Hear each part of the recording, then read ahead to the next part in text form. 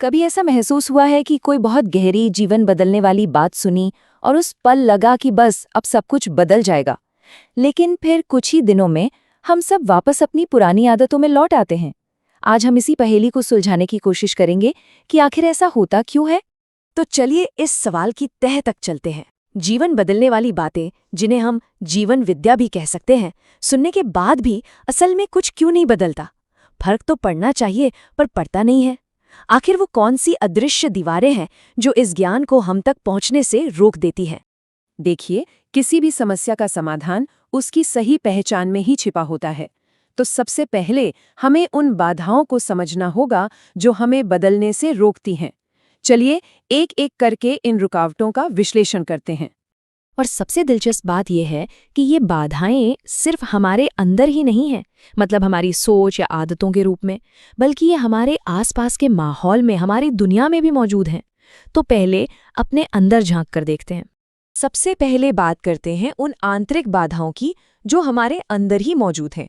हमारी कुछ गहरी मान्यताएं ही हमारी सबसे बड़ी दुश्मन बन जाती हैं, जैसे कि ये सोच कि मैं सिर्फ ये शरीर हूं, या फिर अपनी पूरी जिंदगी सिर्फ सेंसेशंस के आधार पर, मतलब अच्छा बुरा महसूस होने पर जी लेना। हमारा अहंकार भी है जो किसी नई बात को आसानी से स्वीकार नहीं करने देता। और शायद सबसे बड़ी बाधा कि हम खुद से ही अनजान हैं। ये एक वाक्य शायद इस पूरी समस्या की जड़ है। सोचिए, अगर हम खुद को सिर्फ ये शरीर ही मानकर चलेंगे तो शरीर की जरूरतों से आगे की कोई भी गहरी बात हमें जरूरी क्यों लगेगी? यही भ्रम शायद वो सबसे पहली और सबसे बड़ी दीवार है जिसे तोड़ना होता है। अब आते हैं बाहरी बाधाओं पर। हमारा माहौल, हमारी परवरिश, जिसे संस्कार या कंडीशनिंग भी कहते हैं, हमें एक खास धर्रे पर सोचने को मजबूर करती है। और एक बहुत बड़ी बात, अगर ज्ञान देने वाले के अपने जीवन में वो बातें नहीं दिखती तो हम पर उसका असर कैसे होगा? ऊपर से हमारा मन तो हमेशा आसान रास्ते, फायदे और सुविधा की ओर ही भागता है, जो अक्सर गहरी समझ के रास्ते से बिल्कुल अलग होता है। और जो आखिरी बाधा है वो हमारे सीखने के तरीके में ही है। हम अक्सर ज्ञान की बातें एक लेक्चर की तरह सुनते हैं पर उनका अध्ययन नहीं करते। और देखिए, अध्ययन का मतलब है लगातार मनन करना, सोचना। सिर्फ एक दो बार सुन लेना काफी नहीं होता। जब तक सुनी हुई बातें हमारे अपने अनुभव से नहीं जुड़ती, वो सिर्फ खोखले शब्द बनकर रह जाती हैं। शायद हमें पता ही नहीं कि सीखने का सही तरीका क्या है। तो ये थीं वो बाधाएं जो हमें बदलने नहीं देती। लेकिन अब जब हमने समस्या को समझ लिया है तो चलिए समाधान की ओर बढ़ते हैं। अब हम उस रास्ते की बात करेंगे जिससे ज्ञान सिर्फ सुना सुनाया ना रह जाए, बल्कि सच में हमारे जीवन का हिस्सा बन सके। इस समाधान का रास्ता 3 कदमों का है। पहला कदम है पात्रता, यानी ज्ञान को ग्रहण करने के लिए खुद को एक खाली पात्र की तरह तैयार करना। दूसरा कदम है संवाद, सही तरीके से बातचीत और विचारों का आदान प्रदान। और तीसरा और सबसे अहम कदम है आचरण, यानी सीखी हुई समझ को अपने जीने के तरीके में उतारना। चलिए अब इस रास्ते के पहले 2 स्तंभों को, पात्रता और संवाद, थोड़ा और गहराई से समझते हैं, क्योंकि यही वो नींव है जिस पर सच्ची समझ की इमारत खड़ी होती है। तो ये पात्रता या रिसेप्टिविटी है क्या? इसका सीधा सा मतलब है ज्ञान को ग्रहण करने के लिए मन की तैयारी।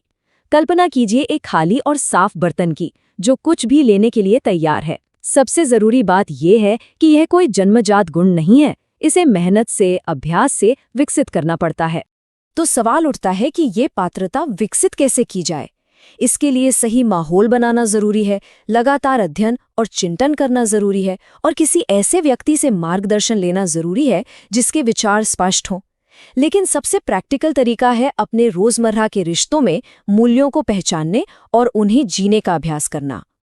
अब आते हैं संवाद पर। और यहाँ संवाद का मतलब सिर्फ दोस्तों से गपशप करना नहीं है। प्रभावी संवाद यानी वो बातचीत जिसका कोई मकसद हो, जो विनम्रता और स्पष्टता से की जाए और जिसका लक्ष्य किसी समाधान तक पहुंचना हो। और अब हम आते हैं इस पूरी यात्रा के अंतिम और सबसे महत्वपूर्ण पड़ाव पर, आचरण। क्योंकि असली समझ का सबूत हमारी बातों में नहीं, हमारे कामों में होता है।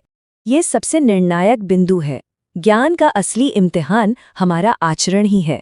अगर हमारी समझ हमारे व्यवहार में, हमारे कर्मों में नहीं उतरती, तो वो सच्ची समझ नहीं, वो महज एक जानकारी है।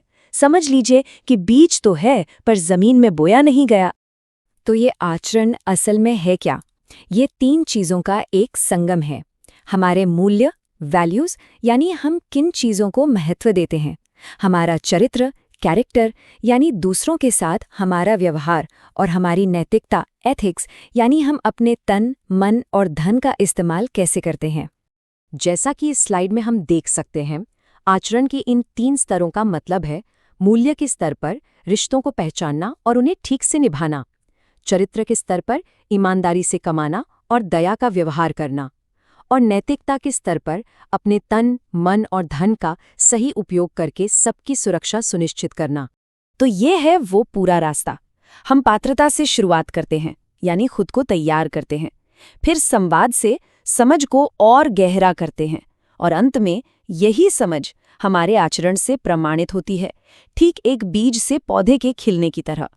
यही है ज्ञान को जीवन बनाने का सीधा और स्पष्ट मार्ग। ये सफर यहाँ खत्म नहीं होता, बल्कि यहाँ से एक सवाल शुरू होता है। इन सब बातों को जानने के बाद जागृति के इस रास्ते पर अपना अगला छोटा सा कदम क्या हो सकता है? ये एक जरूरी सवाल है जिस पर विचार करना चाहिए। धन्यवाद। नमस्कार। कभी ऐसा होता है ना कि कोई बहुत गहरी बात है, किसी को तो तुरंत समझ आ जाती है और किसी के लिए वो बस शब्द बनकर रह जाती है, उस तक पहुंचती ही नहीं। आखिर ऐसा क्यों होता है? आज हम जीवन विद्या के नजरिए से इसी सवाल की तह तक जाएंगे और जागृति के एक बहुत ही प्रैक्टिकल रास्ते को समझने की कोशिश करेंगे। तो ये जो सवाल है ना कि जीवन विद्या का संदेश कुछ लोगों तक क्यों नहीं पहुंच पाता, असल में ये बहुत बड़ा सवाल है। क्या गड़बड़ संदेश में है या फिर सुनने वाले में कोई कमी है? जैसा कि हम आगे देखेंगे, इसका जवाब एक बहुत ही सीधे, एक बहुत ही गहरे सीक्वेंस में छुपा हुआ है, और इसकी शुरुआत होती है पात्रता से। देखिए, सब कुछ शुरू होता है पात्रता से, मतलब हमारी अपनी तैयारी से। इसे ऐसे समझिए कि सबसे अच्छा, सबसे बढ़िया बीज भी अगर बंजर जमीन में डाल दें तो क्या होगा? कुछ नहीं, पहले जमीन को तैयार करना पड़ता है। बिल्कुल वैसे ही जब तक मन में सुनने की तैयारी, वो पात्रता नहीं होती ना, तब तक दुनिया का कोई भी संवाद, कोई भी ज्ञान फल नहीं दे सकता। और यही वो पहली कड़ी है जो ज्यादातर मामलों में छूट जाती है। तो ठीक है, रास्ते की बात तो करेंगे, लेकिन उस रास्ते पर चलने से पहले ये तो समझ लें कि मंजिल क्या है। मतलब आखिर ये जागृत मानव होता कैसा है? क्या है वो गुण, क्या है वो पहचान जो उसे दूसरों से अलग बनाती है? आइए देखते हैं। सबसे पहली और सबसे बड़ी पहचान है ज्ञान में पारंगत होना। इसका मतलब है उनके पास जीवन और अस्तित्व से जुड़े हर क्यों का एक बहुत ही साफ, एक बहुत ही स्पष्ट जवाब होता है। और हाँ, ये कोई रटा रटाया या किताबी ज्ञान नहीं है, ये सह अस्तित्व का अनुभव है, एक ऐसी समझ जो उनके हर शब्द, उनके हर काम में झलकती है। और अब बात और भी इंटरेस्टिंग हो जाती है। सबसे कमाल की बात तो ये है कि ये ज्ञान सिर्फ दिमाग में, सिर्फ विचारों में नहीं रहता, ये उनके आचरण में, उनके बिहेवियर में साफ साफ उतर आता है। उनका हर एक काम दया से, न्याय से और सच से जुड़ा होता है। ये सिर्फ एक फिलॉसफी नहीं है, ये एक जीता जागता सबूत है। मतलब उनके अंदर कोई कॉन्फ्लिक्ट नहीं होता। मन, बुद्धि, आत्मा सब एक सीध में होते हैं। जो वो सोचते हैं वही महसूस करते हैं और वही करते भी हैं। कोई कंफ्यूजन नहीं, कोई भ्रम नहीं।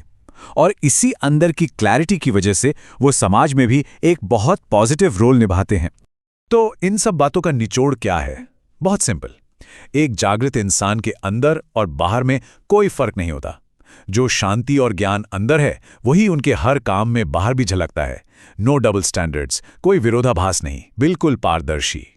अब मंजिल तो बहुत अच्छी लग रही है ना? लेकिन असली सवाल तो ये है कि भाई वहां तक पहुंचे कैसे? तो चलिए अब बात करते हैं उस प्रैक्टिकल प्रोग्राम की, उन स्टेप्स की जो किसी को भी इस जागृति की मंजिल तक ले जा सकते हैं। और एक बात साफ कर लेना बहुत जरूरी है, ये कोई रहस्यमयी पूजा पाठ या कोई चमत्कार नहीं है। ये तो एक सिस्टमैटिक जर्नी है जिसमें अध्ययन है, विवेक है और प्रयोग है। मतलब सीखना, समझना और उसे जीवन में उतारना। एक ऐसा रास्ता जिस पर कोई भी चल सकता है। तो इस सफर की नींव रखी जाती है इन शुरुआती 4 कदमों से। पहला है अभ्यास, फिर अध्ययन, फिर खुद का मूल्यांकन और फिर संलग्नता।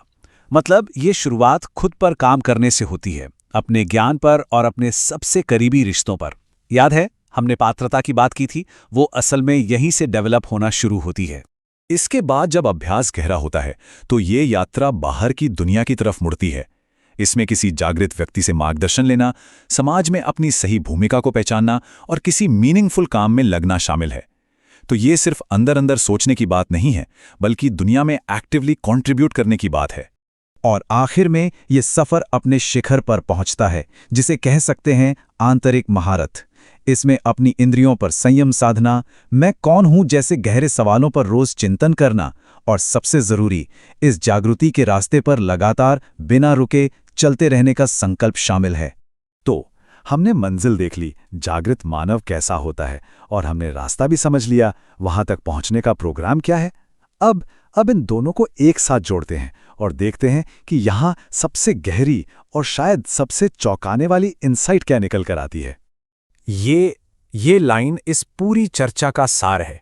मतलब किसी जागृत व्यक्ति को बाहर से देखकर जज करके नहीं पहचाना जा सकता।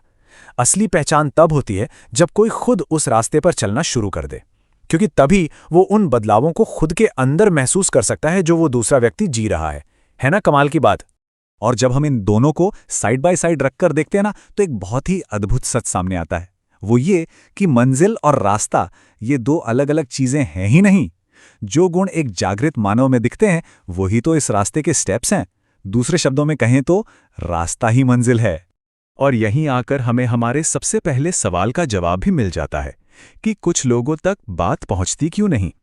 क्योंकि जागृति की प्यास, वो जो पात्रता है, वो अक्सर किसी जागृत व्यक्ति के संपर्क में आने से अपने आप पैदा होती है।